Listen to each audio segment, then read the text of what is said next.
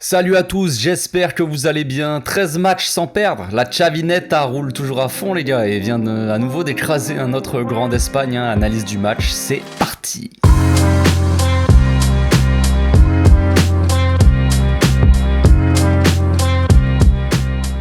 Au passage, n'hésitez pas à vous abonner, liker et commenter, c'est le meilleur moyen de me soutenir et ça fera plaisir à tonton. Le Barça remporte peut-être un des matchs les plus importants de cette fin de saison et passe deuxième avec un match en moins. Il reste encore beaucoup de matchs importants, c'est sûr, mais il fallait déjà bien démarrer ce sprint final contre une équipe quand même pas facile à jouer, qui a perdu seulement, on le rappelle, 2 fois cette saison avant de perdre contre nous, et qui est quand même la meilleure défense du championnat. Donc match pas évident, et on l'a bien vu, on a eu du mal à concrétiser nos occasions, mais leur gardien y est quand même pour beaucoup. On aurait quand même pu en mettre 3 hier, je pense, avec un peu plus de chance peut-être, ou un peu plus de qualité devant Ferran. Xavi a eu quelques mots devant la presse après le match. Il a dit que c'était quelqu'un de positif, qui croit au travail, aux efforts et aux sacrifices. Il a dit que nous sommes très bons, nous sommes unis, tout le monde court et presse. Nous sommes dans le meilleur moment de la saison. Nous avons dominé une super équipe, la meilleure du championnat sur le plan défensif. Toujours perfectionniste, il a dit aussi qu'on aurait dû marquer le but peut-être plus tôt. Il a dit que Pedri est un passeur et qu'il a toujours le réflexe, on va dire, de faire la passe. Il y a des moments où il faut tirer et là, il l'a fait. Il a marqué un but formidable. Pedri fait la différence, il marque un but extraordinaire, il domine l'espace et le temps, c'est un spectacle de le voir jouer. Pedri aussi s'est exprimé après le match, il a dit que dès qu'il a frappé le ballon, il savait que la balle rentrerait dans le but. Un génie, un génie les gars, tout simplement. Il a essayé un peu d'expliquer son but, mais il a dit que c'était un peu comme contre Galatasaray. Dès qu'il voit une jambe devant lui, il feinte, et quand il tire, il sait que ça va rentrer, tout simplement. Il a aussi parlé des supporters et de l'ambiance dans le stade, il a dit que c'était un match fou hier. Dès les premiers jours, les supporters l'ont très bien accueilli et il se sent aimé dans le club. Il a dit que les supporters méritent d'être heureux parce qu'ils sont les meilleurs fans qui soient, tout simplement. Meilleurs supporters pour le meilleur club, normal frérot. Il a dit que tous les joueurs sont des leaders, nous sommes un groupe et les choses se passent bien, nous sommes heureux de la vie et de la deuxième place. Pedri estime que l'équipe s'est améliorée, il a dit qu'on compresse mieux, nous sommes plus calmes et les recrues ont apporté quand même beaucoup de puissance de feu. Quand on lui a demandé si on pouvait rattraper le Real, il a dit que ce serait difficile, mais nous sommes le Barça et nous devons nous battre pour la première place. Madrid est également en difficulté et nous verrons s'il dérape. Le Barça gagne donc ce match plutôt compliqué, peut-être le plus compliqué sur cette fin de saison, comme je le disais, contre une équipe qui perd très rarement cette année, à part contre le Real et Grenade en novembre et en octobre. Donc pour démarrer, Xavi avait mis en place un 4-3-3 avec Dani et Alba sur les côtés, une charnière Piqué Araujo, un milieu Busquets, Pedri, Frenkie et une attaque Dembélé, Aubameyang, Ferran. Donc un 11 type clairement, mis à part peut-être Alves qui est un peu en balance avec Dest. Bon, pour le moment non, mais en temps normal. Mais pour le reste, c'est le 11 type de Xavi, je pense. Le match démarrait assez fort, avec beaucoup d'action pour nous. Dans le premier quart d'heure, on sentait que l'équipe était motivée de passer devant Séville. Donc on a très bien entamé le match, mais difficile de percer cette défense. Franchement, on a eu du mal et le gardien était vraiment dans un grand soir pour le coup. Le Barça pressait haut, ce qui faisait que Séville n'arrivait pas vraiment à être dangereux non plus, mis à part sur quelques contres. Mais toute l'équipe défendait plutôt bien et faisait les efforts, et ça fait toute la différence. La plupart de nos actions venaient de la droite, avec un Dembélé hyper actif hier, mais qui des fois a manqué un peu de précision sur quelques centres. Après en face il avait un client aussi, Karim Rekik là, qui a quand même sorti un gros match, même s'il pouvait pas faire grand chose quand Dembélé accélérait, il lui a quand même compliqué la tâche. Donc on finissait la première mi-temps avec un 0-0 et un sentiment un peu mitigé. On aurait dû mettre ce petit but qui nous aurait peut-être mis à l'abri un peu plus tôt, ou en tout cas qui aurait fait sortir un peu plus Séville de leur défense, parce qu'ils jouaient vraiment très bas. En deuxième mi-temps on repartait assez fort, avec beaucoup d'occasions. Dembélé donnait des caviars sur le corner, mais ni Araujo ni Piqué n'arrivaient à battre Bono. Mais ensuite les gars, l'éclair de génie est venu. Attaque assez classique depuis l'arrivée de Xavi. Piqué a le ballon en défense, Dembélé colle la ligne lui pour écarter un maximum la défense, et Frenkie fait son appel dans le demi-espace. Piqué joue long et Frenkie la dévie en une touche pour Dembélé, qui se retrouve assez seul, on va dire assez libre, et qui a donc le temps de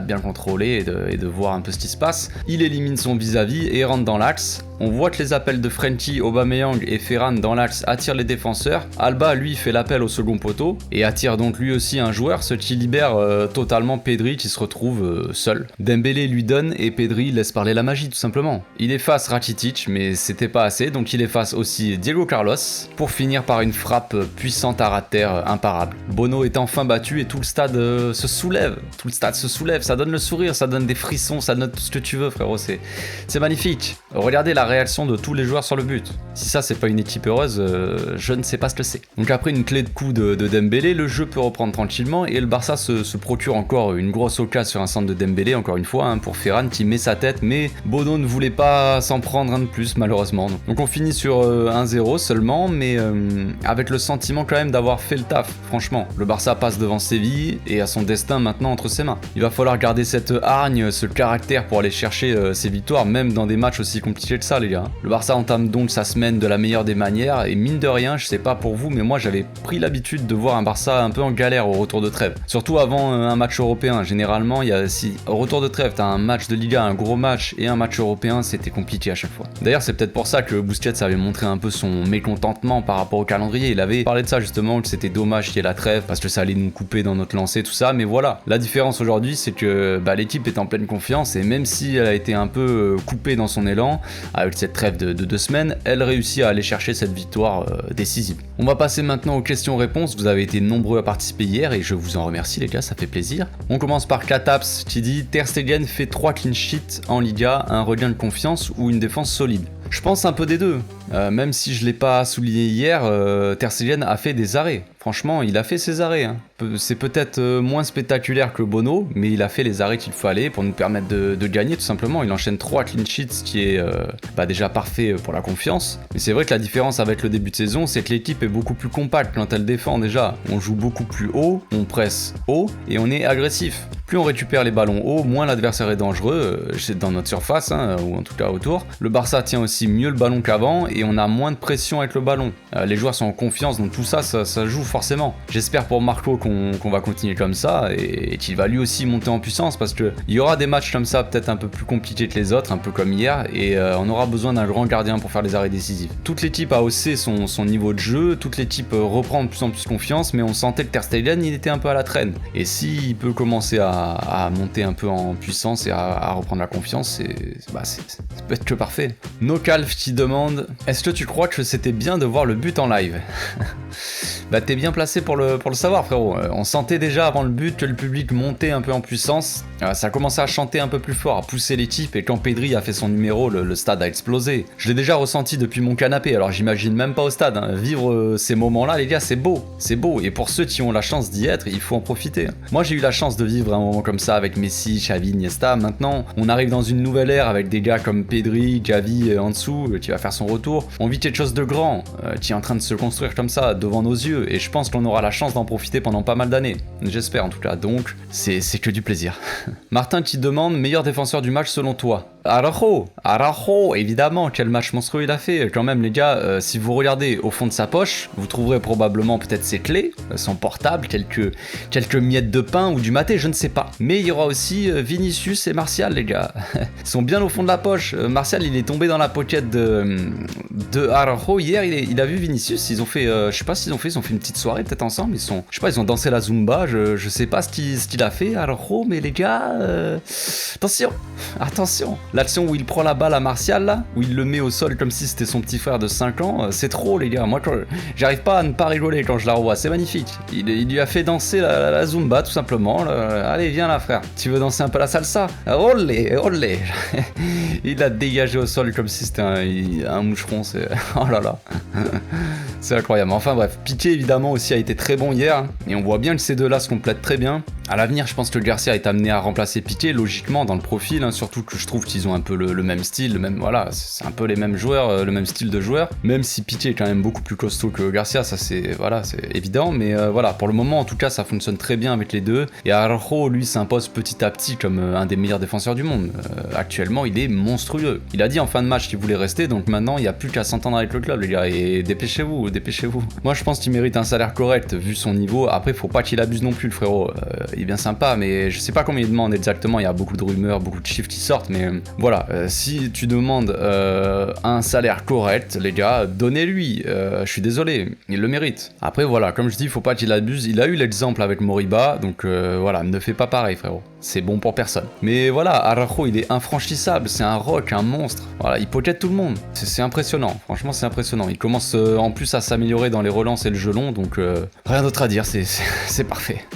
Paul qui demande pourquoi a-t-on autant galéré à marquer. Séville, c'est pas une partie de plaisir les gars. Comme je le disais, ça reste la meilleure défense de Liga, avec seulement 20 buts encaissés en 30 matchs. C'est une équipe qui défend bien, qui défend bas, avec des défenseurs assez agressifs et très bons techniquement, comme Koundé, Diego Carlos. Désolé les gars.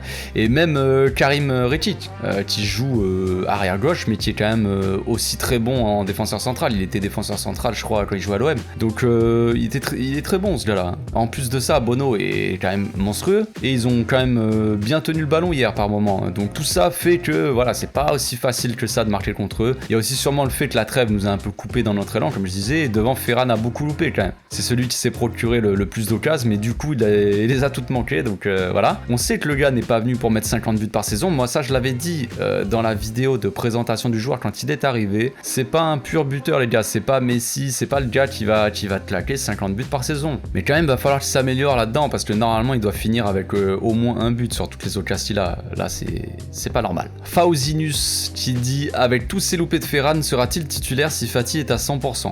Je pense que oui pour le moment. Fati, comme je le disais la semaine dernière, il va revenir petit à petit, mais Xavi va prendre son temps. Il a pas envie de presser le joueur pour éviter encore une rechute. Surtout que de base, le club lui avait conseillé de se faire opérer parce que sinon il aurait une forte chance de rechuter. Il n'a pas voulu faire l'opération, donc voilà, c'est un risque, on verra bien. En attendant, Xavi le fera entrer dans la rotation petit à petit et on verra comment il jouera aussi avec lui. Est-ce qu'il jouera avec Fati dans l'axe? Est-ce qu'il jouera avec Fati sur le côté et Ferran en faux neuf? Fati, Aubameyang, Dembélé? On sait pas trop. On verra bien, mais on sait que Xavi apprécie quand même l'apport de Ferran. Même s'il marque pas autant qu'il devrait, ça reste un joueur qui bonifie le collectif les gars. Et s'il se met à marquer plus de buts, ça changera tout. Donc pour la saison prochaine par contre c'est autre chose, on verra bien comment ça se passe. De toute façon on n'y est pas encore. Après on a Tom qui demande si Pedri est humain. Alors Tom, j'ai fait des recherches approfondies. Je me suis posé la question hier après le match et effectivement, j'ai découvert qu'il y avait quand même beaucoup de mystères sur sa venue au monde. Les dates déjà ne correspondent pas et on retrouve des photos de lui dans les années 80 et 70. C'est assez bizarre. Je vous avoue, selon des sources proches de la famille, le joueur viendrait d'une autre planète. On sait pas s'il vient de Namek ou de Krypton. Ce serait probablement un descendant direct de Superman ou Sangoku ou un mix des deux, on sait pas trop. Mais ce qui est sûr pour moi, c'est qu'il n'est pas humain, clairement. Il est arrivé sur Terre non pas pour sauver l'humanité, les gars, mais plutôt sauver le Barça de Koeman et Bartomeu. Pedri est un génie les gars et c'est un joueur qui marquera une génération et il est chez nous les gars, voilà, c'est tout ce que j'ai à dire, c'est tout. On finit par Alexandre qui dit on est d'accord pour dire qu'on va être champion. Franchement difficile frérot, je sais que tu as tendance à t'enflammer beaucoup, tu es le pyromane de YouTube, mais vu ce qui s'est passé ce week-end, ça va être compliqué de rivaliser les gars, vous l'avez bien vu. Je savais que ce Barça là faisait peur à nouveau aux adversaires, voilà, un peu à tout le monde, mais je pensais pas que ce bon vieux Pérez avait aussi peur de nous. De là à lâcher un peu de thunes, garde ta thune pour Mbappé frère, la donne pas aux arbitres, calme-toi. On verra bien comment ça se passe, mais j'y compte pas vraiment à la première place. Après si on arrive à être champion les gars, après une saison aussi ouf que ça, je ferai une vidéo tout aussi ouf, je pense. Là ça va être incroyable. Mais en attendant on est quand même deuxième et si on finit deuxième les gars, il faut pas cracher dessus quand même, parce qu'il y a encore quelques mois, pour ceux qui m'écoutaient déjà, on était tous en dépression dans les débriefs, t'écoutes ma voix les gars, j'ai l'impression que j'étais à deux doigts de me pendre. Donc voilà, maintenant la joie est quand même revenue et finir deuxième ce serait quand même un exploit quand on voit notre début de saison. Voilà, c'est tout pour aujourd'hui, j'espère que ma vidéo vous a plu. Si vous n'avez pas encore participé au concours pour gagner le maillot, il est temps les gars, parce que tic tac, c'est bientôt la clôture de la participation à 19h aujourd'hui. J'annoncerai le gagnant dans ma vidéo de FAQ que j'essaierai de faire dans les prochaines semaines, peut-être la semaine prochaine, je vais essayer, mais ça va être tendu entre les matchs et tout, ça va me prendre du temps à faire tout ça, mais je vais essayer. Donc on se retrouve très bientôt pour une nouvelle vidéo. D'ici là, portez-vous bien les amis. Passez une très bonne journée. Ciao.